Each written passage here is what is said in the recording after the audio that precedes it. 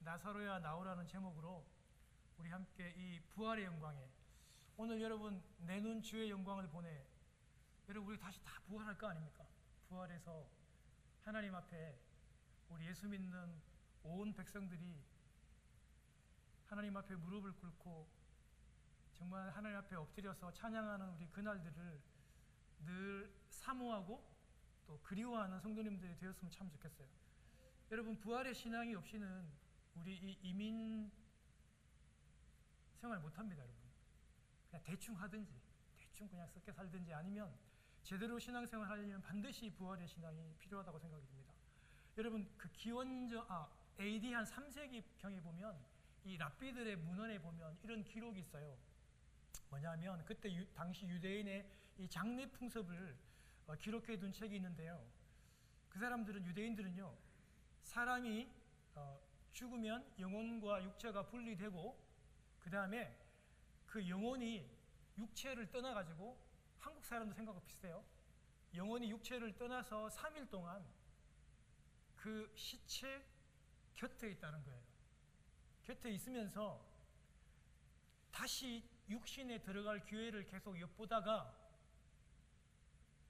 4일째가 되면, 날이 더우니까 이 시체가 완전히 썩고 부패하고, 특별히 얼굴 형체가 완전히 이렇게 무너지니까 그 영혼이 그제서야 이제 포기를 하고 이제 떠난다는, 여러분, 그런 기록들이 있습니다. 이와 같이 육체를 떠난 영혼이 3일 동안 시신의 곁에 있다고 유대인들이 생각하기 때문에 그 사람들은요, 3일 동안 호곡꾼이죠. 곡한 울어주는 사람을 돈을 주고 부릅니다. 그리고 피리 부는 사람도 부르죠.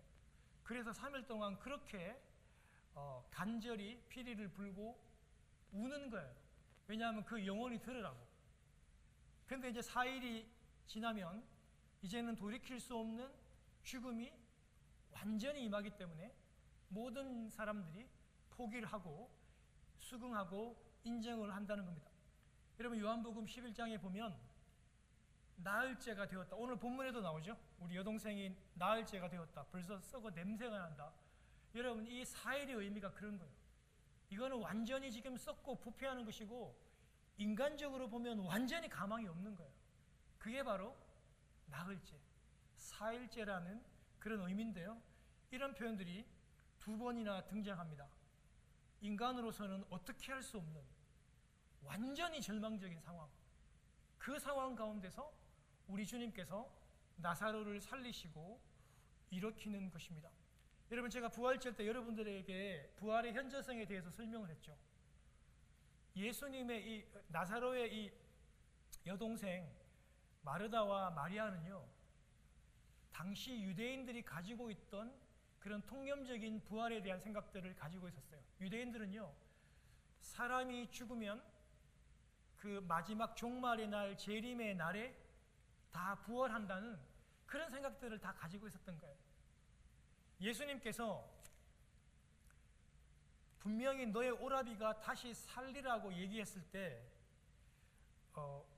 이 여동생들이 계속해서 그냥 유대인들이 가지고 있는 생각, 그냥 사람이 죽으면, 유대인들이 죽으면 마지막 날 하나님이 재림하시는 그날에 살아난다는 것을 내가 안다, 이 정도만 얘기해요.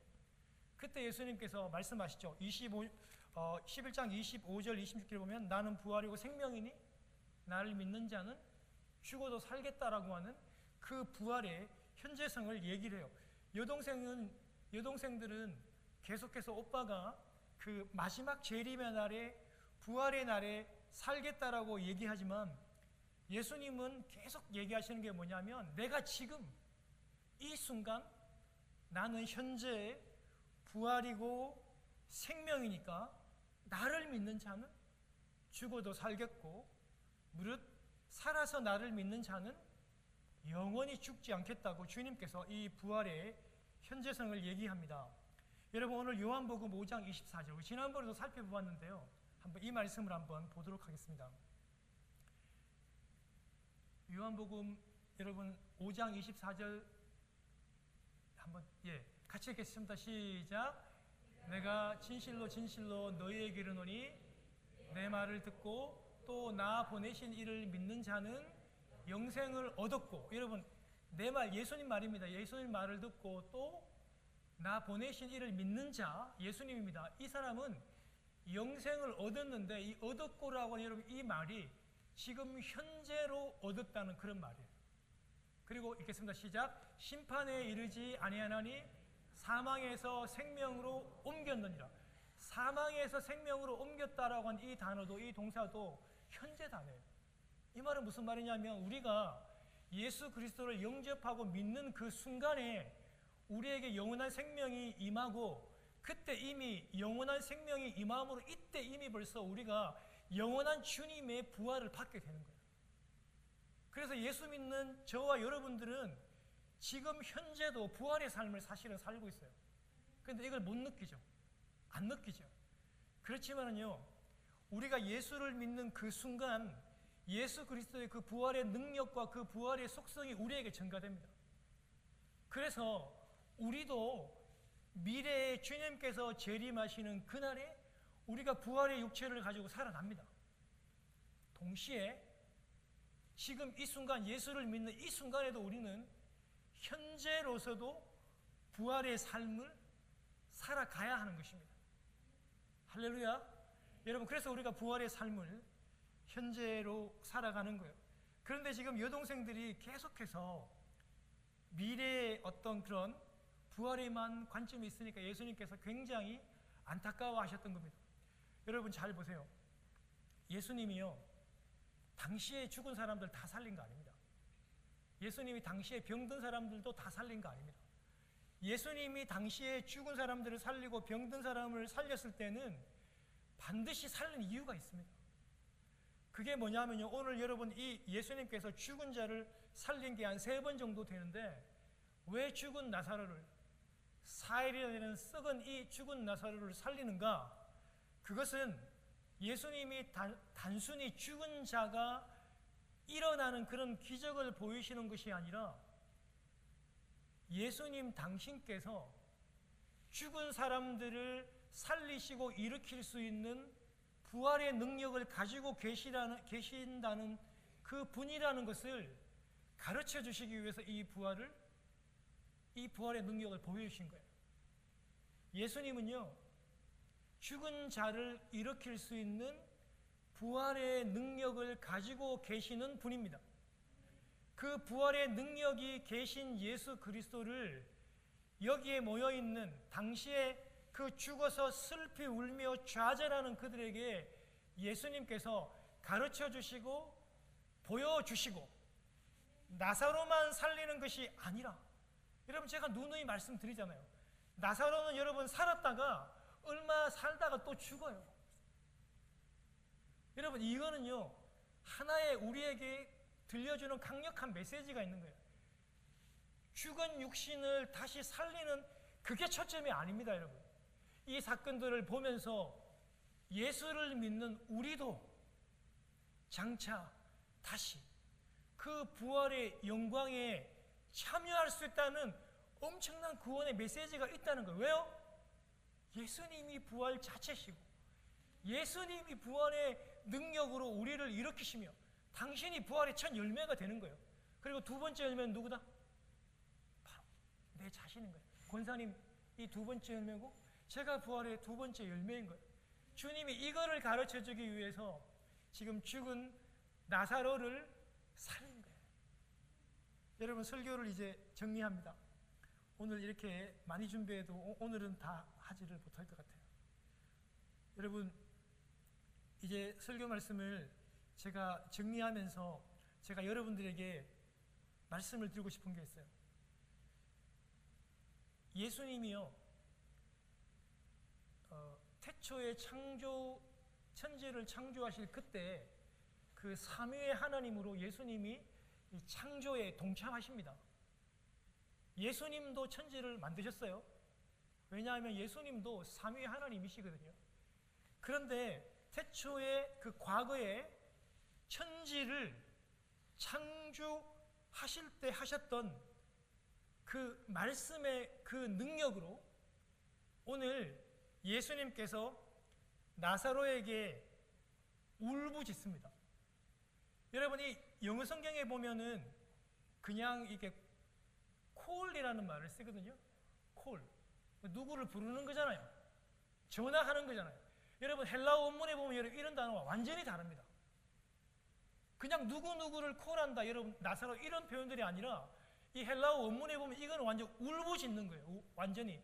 마치 예수님이 십자가에서 하나님께 하나님 왜 나를 버렸습니까? 라고 울면서 울부짖는, 이거는 여러분 콜이 아니라 완전히 cry out이에요. 그냥 나사로야 좀 나와줄래? 이게 아니라 나사로야 나오라 라고 하는 예수님께서 울부짖는 거예요. 울면서 완전히 울부짖는 거예요. 아니, 예수님께서 왜 울부짖으세요? 예수님이 다시 살릴 건데. 우리 같으면 여러분 그런 생각 안 들어요, 여러분?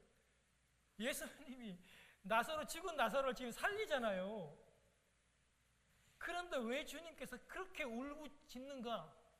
그건 나사로를, 우리 인생들을 너무 사랑하시는데 그 죄의 권세에 눌려가지고, 그 죄의 권세 아래에 눌려가지고 사탄의 권세에서 조종당하고 눌리며 고통당하는, 절망하고 좌절하는 그 모습을 보고 주님이 너무 안타까워하시고, 예수님이 그 나사로를 살리러 가실 때 분노하셨다. 심령에 여러분 애통해 하셨다. 여러분, 이거는 완전히 분노하는 건데요. 여러분, 이 말이 주인이 채찍질을 하면요 울부짖잖아요. 막 뛰면서 막 히힝하면서 막 울부짖잖아요. 그럴 때 쓰는 단어입니다. 그 분노입니다. 예수님께서 나사로를 지금 죽어 절망하는 주위의 모든 사람들이 이 죽음 때문에, 사망 때문에 눌려가지고 울부짖고 절망하고 두려워하는 그 사실이 너무 안타까워하셔서 주님이 분노하시면서, 심령에 분노하시면서 그 지금 무덤으로 지금 주님이 가시는 겁니다. 그러면서 주님이 울부짖어요. 나사로야 나오라. 나사로야 나오라고 주님께서 울부짖으면서 나사로를 불러내는 것입니다. 그러시면서 주님이 뭘 보여주시기 위해서, 한 육체가 생명을 다시 얻는 것을 가르쳐 주려고 하는 것이 아니라, 우리 예수님, 예수 그리스도는요, 이 모든 생명을 살리는 이런 부활의 능력 그 자체라는 것, 부활의 능력을 가지고 계시는 이 주관자라는 것을, 태초에 요한복음 1장 1절에 태초에 말씀이 계시니라. 여러분, 이 말씀이 예수 그리스도라고 그랬잖아요. 태초에 예수께서 천지를 창조하셨을 때의 그 말씀, 그리고 태초에 말씀이 계신다. 예수 그리스도가 계시고, 여러분 이 예수 그리스도가 빛이라 그러셨는데, 이 예수 그리스도가 요한복음 1장 5절에 보면 생명이라 그러거든요. 말씀이 생명이에요. 예수님이 생명 그 자체입니다. 부활 그 자체입니다. 그 부활 자체이신 예수 그리스도께서 그분의 말씀으로 울부짖으면서 나사로야 나오라고 얘기하는 거예요. 여러분, 나사로는 반응할 능력이 없어요. 왜냐? 죽었거든요. 나흘이나 돼가지고 완전히 끝났거든요. 그 시체에서 냄새가 나거든요.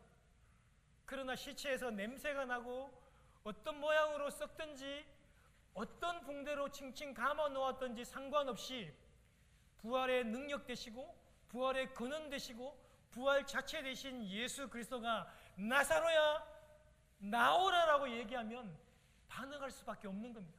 그 부활의 그 능력을 우리 주님께서 우리에게 가르쳐주고 계십니다. 사랑하는 성도 여러분, 세상 살아가면요 슬프고 좌절하는 일 많이 겪습니다.